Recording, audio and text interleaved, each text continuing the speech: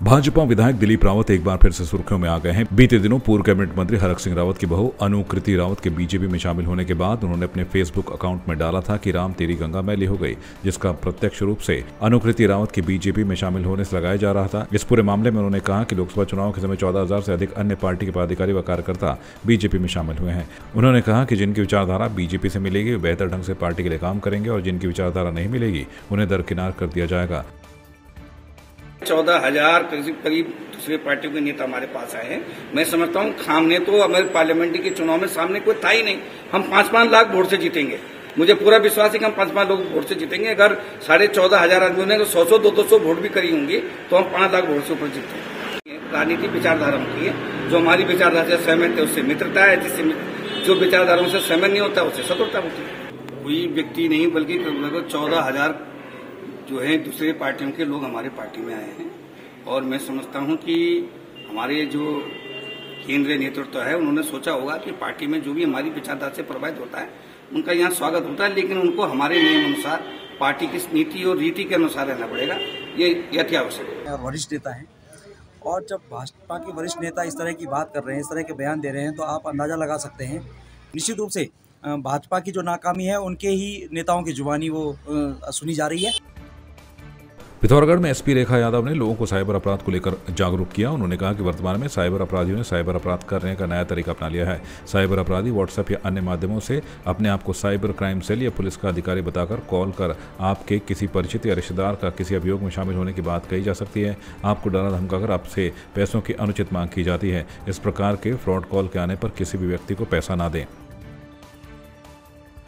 वर्तमान में बढ़ते साइबर अपराधों में एक नए तरीके का साइबर अपराध संज्ञान में आया है, जिसमें फ्रॉडस्टर द्वारा आपको अपने किसी परिचित के किसी अभियोग में संलिप्त होने की सूचना एक अधिकारी के तौर पर दी जाती है, जिसमें वो अपने आप को पुलिस का अधिकारी व सिस्टर एजेंसी का अधिकारी के तौर पर दिखाता है, जिसमें उसके द्वारा बताया जाता है कि आपका अपना कोई परिचित जो NDPS व अन्य एक्ट में संलिप्त है और जिसके तहत उसको गिरफ्तार किया जाना है। इस गिरफ्तारी को बचाने हेतु वह आपसे एक अनुचित धनराशि की डिमांड करता है, क्योंकि परिवारजन अपने जो परिजन हैं उनके आहत होने की सूचना पर वो इस धनराशि को उनको मुहैया कराते हैं, जिसके चलते हुए इस टाइप का साइबर जो फ्रॉड है उनके साथ किया जा रहा है। क्योंकि ये एक तरीके का नया साइबर फ्रॉड है, आप इस झांसे में ना आए। अगर कोई भी किसी भी आपके परिचित के खिलाफ अगर कोई अभियोग दर्ज किया जाता है तो उसकी नियमानुसार आपको जानकारी दी जाएगी। द्वारा फ़ोन कॉल या कोई अधिकारी द्वारा व्हाट्सएप कॉल या अन्य माध्यम से अगर आपको इस टाइप की सूचना दी जाती है तो यह फ्रॉड है और इस पर आप किसी भी तरीके का कोई भी धनराशि इस पर ना दें। पिथौरागढ़ जिले के मुनस्यारी तहसील के ढूनामानी गांव में बन रहे BSNL के टावर में अनियमितताएं देखी जा रही हैं। क्षेत्र के सामाजिक कार्यकर्ता नब्बू भंडारी ने जानकारी देते बताया कि बाहर से आए कार्यदायी संस्था की ओर से BSNL का टावर बनाया जा रहा है। वहीं टावर बीच खेत में बनाया जा रहा है। खेतों के बीच में होने के कारण उक्त टावर किसानों के लिए घातक भी साबित हो सकता है। देखिए, मुनस्यारी तहसील के ढूनामानी गाँव में अभी BSNL टावर लगने का कार्य प्रगति पर है और वहाँ पर ठेकेदार के द्वारा जो मटेरियल लगाया गया है वो बिल्कुल दोयम दर्जे का है। मानक के अकॉर्डिंग कोई भी चीज़ उन्होंने उपयोग नहीं किया है और सीमेंट का काला बाजारी भी किया गया और संबंधित विभाग BSNL का कोई भी कर्मचारी या इंजीनियर वहाँ पर देखने के लिए नहीं आया है। और मैं इस पर्पज़ पे ADM महोदय से मिलने पिथौरागढ़ भी जा रहा हूँ और इस पर अगर निष्पक्ष तरह से जाँच नहीं होती तो पूरी ग्रामीण आंदोलन के लिए बाध्य होंगे।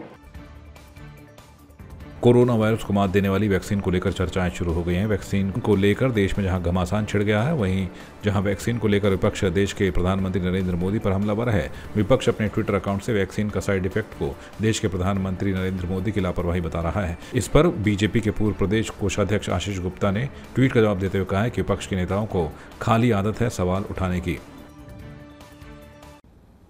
उन्होंने कोविडशील्ड नाम की एक कंपनी को वैक्सीन का ठेका दिया। जनवरी 2021 में यह ठेका दिया गया और 1 करोड़ 10 लाख डोज इस कंपनी से मांगी गई। उसका दाम रखा गया 150 रुपए। उसके बाद जब ये वैक्सीन मार्केट में आई तो दुनिया के कई हिस्सों में हाहाकार मच गया, क्योंकि इस वैक्सीन को लगाने से वहां दुष्प्रभाव सामने आए, लोगों के लिए और मुश्किलें बढ़ी। और जब मार्च 2021 में दुनिया के तमाम देश बैन लगा रहे थे, तो मार्च 2021 में ही हमारे भारत के आदरणीय प्रधानमंत्री जी ने और भारत की सरकार ने 10 करोड़ डोज का फिर ठेका इसी कंपनी को दे दिया। कुछ विपक्षी नेताओं की खाली आदत है कि जो हो रहा है क्यों हो रहा है, अच्छा हो रहा है तो क्यों हो रहा है। इसी आदत के तहत जब कोरोना फैला तो उन्होंने कहा पूरा भारत में लोग मर जाएंगे, देश हमारा अब बर्बाद हो जाएगा। विदेशी ताकतों के साथ मिलकर उन्होंने ऐसी ट्वीट करने की कोशिश करी, देश के लोगों के मान सम्मान और आत्मविश्वास को डिगाने की कोशिश करी। लेकिन जब मोदी ने टीका दिया, फ्री टीका दिया, देश के करोड़ों करोड़ों लोगों की जान फ्री में बचा दी, वो लोग अचंभित हो गए। उस समय भी उन्होंने ये ड्रामा करा, ये टीका मार देगा, ये कर देगा, वो कर देगा। लेकिन मोदी जी ने सबसे पहले आके वैक्सीन का टीका लगाया और लोगों ने उसको सराहा। काशीपुर के सुभाष नगर निकट महिला ITI शुगर मिल रोड पर देसी शराब की दुकानें खोले जाने के विरोध में मोहल्ला वासियों के साथ वार्ड नंबर 15, 16 के वार्ड पार्षदों और सामाजिक लोगों ने विरोध प्रदर्शन किया। वहीं मोहल्ले वासियों का कहना है कि आबादी वाले क्षेत्र में इस तरह की शराब की दुकान खोले जाना बिल्कुल गलत है। इससे समाज के लोगों के साथ पास में खुले स्कूलों में पढ़ने वाले बच्चों पर गलत प्रभाव पड़ेगा। मेरा ये कहना है कि मैं भी एक डॉक्टर हूँ और मुझे आगे यहाँ पे अपने क्लिनिक जमाना है, अपना काम करना है। मेरे फीमेल पेशेंट्स कैसे आएंगे अगर यहाँ पे दारू का ठेका और ये सारे गलत काम होंगे? कोई पेशेंट यहाँ नहीं आएगा। तो मुझे और ये एरिया के लिए, इस जगह के लिए, यहाँ की लेडीज़ के लिए, किसी के लिए भी ये जगह मतलब इस चीज़ के लिए सही नहीं है। इसको जो भी काम करना है, जिसको भी ठेका खोलना है कहीं और जहाँ रेसिडेंशियल एरिया ना हो, जहाँ लोग रहते ना हो, थोड़ा सा दूरी हो, बच्चे हैं, स्कूल है आसपास में, ये सारी चीज़ें गलत इफेक्ट जाएगा लोगों पे। तो इस वजह से मैं चाहती हूँ कि यहाँ पे बिल्कुल भी ये दारू का बिल्कुल काम ना हो। मामला ये है कि ये एक मोहल्ला बस्ती है जहाँ पर सब लोग रहते हैं, बच्चे स्कूल जाते हैं, बस स्कूल की बसें जाती हैं, जहाँ पे एक देसी मदिरा की दुकान खोली जा रही है, जिसका हम लोग पूर्णतः विरोध कर रहे हैं। क्योंकि ये नशे का कारोबार है। यहाँ पे असामाजिकता बढ़ेगी, नशे के लोग आएंगे, चोरी चकारियाँ बढ़ेंगी, जो बस्ती में बहुत ही खतरनाक साबित होंगी, जिससे पुलिस प्रशासन के लिए भी बहुत अस्त व्यस्त रहेगी व्यवस्था। इसलिए हम चाहते हैं कि ये दुकान अभी हटे, आज हटे, और हम इसे बिल्कुल भी विरोध करें, खुले नहीं रहे। हमने इसको पुलिस प्रशासन को सूचित कर दिया गया है, आबकारी को सूचित कर दिया गया, जिलाधिकारी सूचित कर दिया गया है, और हर स्तर से हम इसे कर रहे हैं, लड़ रहे हैं। आपकी इस पर क्या राय है, हमें कमेंट कर जरूर बताएं। इसके साथ ही आप हमारे YouTube चैनल को सब्सक्राइब कीजिए। आप हमें Facebook, Instagram, Twitter और कू ऐप पर फॉलो भी कर सकते हैं। और संवाद 365 के साथ एक क्लिक में जुड़ने के लिए डाउनलोड कीजिए संवाद 365 ऐप।